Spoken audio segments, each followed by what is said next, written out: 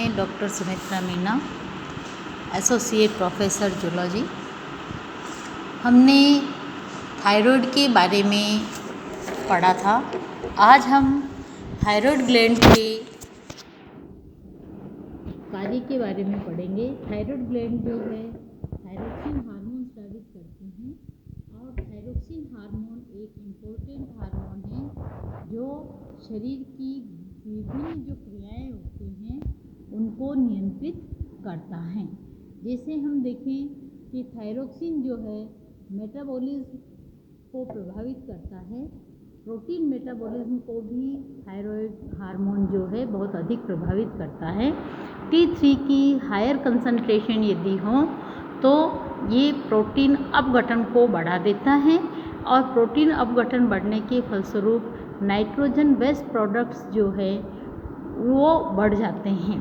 अर्थात T3 के बढ़ने से नाइट्रोजन के एक्सक्रीशन की दर जो है वो बढ़ जाती हैं।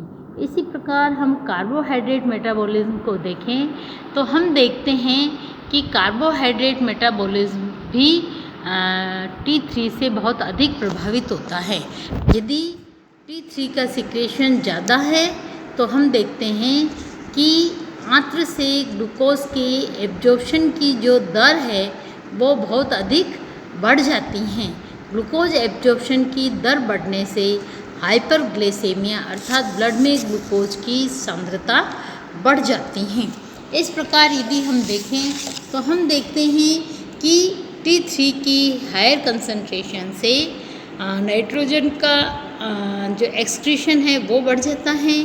ग्लूकोज एब्जॉर्प्शन की दर बढ़ जाती है जिससे ब्लड में ग्लूकोज की कंसंट्रेशन बढ़ जाती है जिसे हम हाइपरग्लाइसेमिया कहते हैं। इसी प्रकार हम माइटोकॉन्ड्रिया को हम देखें तो थायरोक्सिन अर्थात T3 के प्रभाव से माइटोकॉन्ड्रिया की जो आकार है और संख्या है उसमें भी वृद्धि होती है। हीट जो प्रभाव है, हीट प्रभाव या ऊष्मा प्रभाव जिसको हम कहते हैं वो भी T3 से प्रभावित होता है। T3 के कारण कोलोरोजेनिक प्रभाव जो है वो उत्पन्न होता है जिससे हीट जो है वो एक्स्ट्रा उत्पन्न होती है। समतापी प्राणियों में थायराइड हार्मोन ताप नियंत्रण में बहुत अधिक भूमिका निभाता है। जल और विद्युत अपघट्यों पर भी इसका प्रभाव होता है। सामान्य व्यक्ति की आवश्यकता से अधिक यदि थायरोक्सिन की मात्रा हो अर्थात हाइपरथायरॉयडिज्म हो तो उसमें डाईयूरेसिस हो जाता है। डाईयूरेसिस में वृक्कों द्वारा जल और पोटेशियम का उत्सर्जन जो है वो बढ़ जाता है अर्थात जल और पोटेशियम जो है वो बॉडी से अधिक मात्रा में निष्कासित होती है जब थायरोक्सिन हार्मोन की कंसंट्रेशन बॉडी में अधिक हो अर्थात हाइपरथायरॉयडिज्म हो।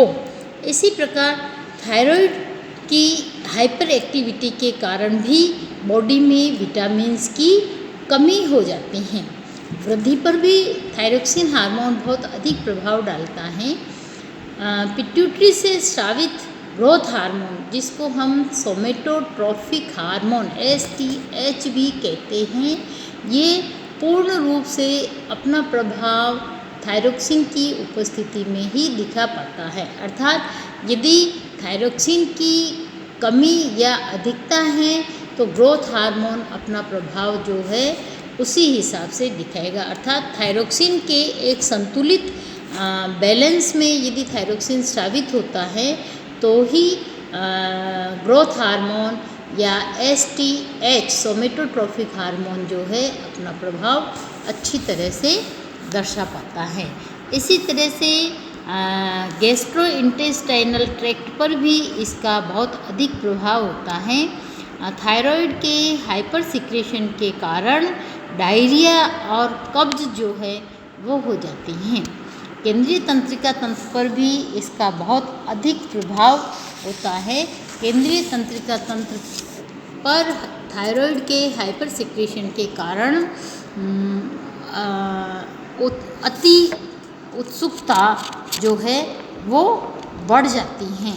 अर्थात जिसे हम कहते हैं अधीरता, किसी के प्रति अधीरता उत्पन्न जो है वो अधिक होती हैं। भ्रूण और नवजात शिशु में थायराइड की कम सक्रियता के कारण सिनेप्स का परिवर्धन और न्यूरॉन्स का माइलिनेशन जो है वो पूर्ण नहीं होता है, अर्थात माइलिनेटेड जो न्यूरॉन्स होती हैं उनका माइलिनेशन कंप्लीट नहीं हो पाता है एम्ब्रियो में। इसलिए शिशुओं में जो है थायरोक्सिन की कमी से पूर्ण विकास नहीं हो पाता है। शिशु जो कि एक एम्ब्रियो के रूप में ही होते हैं इनिशियल स्टेज में, तो उनमें थायराइड की कमी से उनका कंप्लीट डेवलपमेंट जो है वो नहीं हो पाता है। क्योंकि उनकी न्यूरॉन्स का परिवर्धन, सिनेप्स का परिवर्धन और माइलिनेशन की जो क्रिया है, न्यूरॉन्स के माइलिनेशन की जो क्रिया है, माइलिन शीथ फॉर्मेशन की जो क्रिया है वो कंप्लीट नहीं हो पाती हैं। इस कारण यदि बच्चों में थायरोक्सिन हार्मोन की कमी हो जाती है तो उनके ब्रेन का डेवलपमेंट कंप्लीट नहीं हो पाता है। त्वचा पर भी इसका बहुत अधिक प्रभाव होता है। हाइपरथायरॉयडिज्म में त्वचा में हल्का पीलापन आ जाता है और त्वचा कंपैरेटिवली ठंडी रहती हैं, जबकि हाइपर सिक्रेशन में इस बॉडी का टेम्परेचर अर्थात स्किन का टेम्परेचर थोड़ा सा अधिक महसूस होता है और त्वचा नम बनी हुई रहती हैं। मसल्स को यदि हम देखें तो मसल्स पर भी थायराइड हार्मोन का बहुत अधिक प्रभाव पड़ता है। थायराइड हार्मोन की कमी से पेशियां जो है वो सुप्त अवस्था में हो जाती है और संकुचन के बाद जैसे ही कॉन्ट्रैक्शन होता है तो कॉन्ट्रैक्शन के बाद जो रिलैक्सेशन होता है मसल्स का, अर्थात मसल्स में जो शीतलन होता है, रिलैक्सेशन होता है, रिलैक्सेशन की जो क्रिया है या जो प्रोसेस है वह बहुत धीमी गति से होती हैं। नींद पर भी थायरोक्सिन का बहुत अधिक प्रभाव होता है। थायरोक्सिन के हाइपर एक्टिविटी की कंडीशन में थकान महसूस होती है, जिसके कारण अनिद्रा जो है वो बनी हुई रहती हैं। मेमोरी ग्लैंड्स पर भी इसका प्रभाव होता है।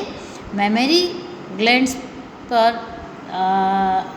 दुग्ध सिक्रेशन को जो है थायरोक्सिन हार्मोन प्रभावित करता है। इस हार्मोन की मात्रा में वृद्धि से मेमोरी ग्लैंड से मिल्क सिक्रेशन की जो रेट है वो बढ़ जाती हैं, अर्थात मिल्क का प्रोडक्शन ज़्यादा होता है। रिप्रोडक्टिव ऑर्गन्स पर भी इसका बहुत अधिक प्रभाव देखने को मिलता है। थायराइड की अनुपस्थिति में कॉम्लिप्सा जो है वो लिबिडो जिसको कहते हैं वो लुप्त हो जाती हैं, जिसके कारण इम्पोटेंसी जो है वो उत्पन्न होती हैं।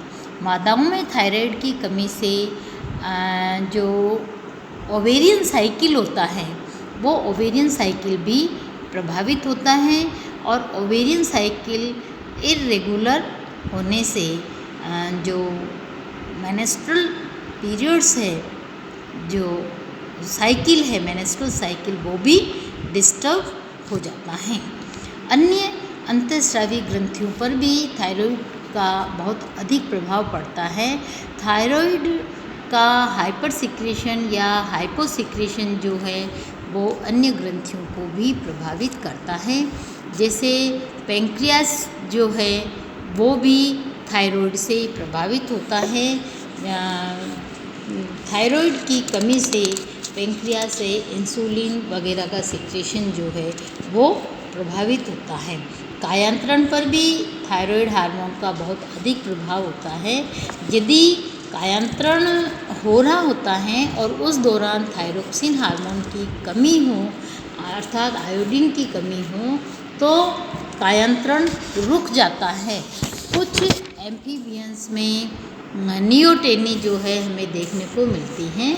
नियोटेनी हम उस कंडीशन को कहते हैं जिसमें थायराइड की कमी से भ्रूण जो है एम्ब्रियो जो है वो एम्ब्रियो यानी लार्वा जो है वो कंप्लीट वयस्क में परिवर्तित नहीं हो पाता है, अर्थात रिप्रोडक्टिवली तो वो एडल्ट बन जाता है, लेकिन उस एडल्ट में लार्वल कैरेक्टर्स जो है वो लुप्त नहीं होते। जैसे सैलेमेंडर्स में ये देखा गया नियोटेनी एम्बिस्टोमा में जिसको हम चिरभ्रूणता भी कहते हैं, थायरोक्सिन की कमी से लार्वल कैरेक्टर्स जो है वो उपस्थित रहते हैं, लेकिन लार्वा सेक्सुअली मैच्योर हो जाता है। तो इस कंडीशन को हम नियोटेनी कहते हैं। यदि इस नियोटेनिक जो लार्वा होता है उसको हम थायराइड दे तो वह कायांतरण को कंप्लीट करके एडल्ट में परिवर्तित हो जाता है। थायरोक्सिन की कमी से जड़ मानवता, मिक्सिडीमा, सिंपल गॉइटर डिजीज जो है वो देखने को मिलती हैं। गॉइटर के अलावा हाशिमोटो डिजीज भी देखने को मिलती हैं, जिसमें थायराइड ग्रंथि का सिक्रेशन इतना कम हो जाता है कि थायरोक्सिन स्वयं या इसकी कमी के उपचार के लिए जो भी मेडिसिन्स दी हैं वो एक पॉइजन का काम करने लग जाती हैं। अर्थात जो मेडिसिन दी जाती हैं थायराइड ट्रीटमेंट के लिए वो भी एक पॉइजन के समान काम करती हैं, जिससे इन पदार्थों को नष्ट करने वाले एंटी पॉइजन्स जो है बनने लगते हैं, जो थायराइड ग्रंथि को डिस्ट्रॉय कर देते हैं और अंत में व्यक्ति की मृत्यु हो जाती है। अर्थात हाशिमोटो डिजीज में थायराइड जो है वो नष्ट हो जाती है। इसके अलावा हाइपर एक्टिविटी भी थायराइड में देखने को मिलती हैं, जिसमें एक्सोथैलेमिक गॉइटर, थायरोकैल्सिटोनिन जो है, तो ऐसी कंडीशंस हमें देखने को मिलती हैं।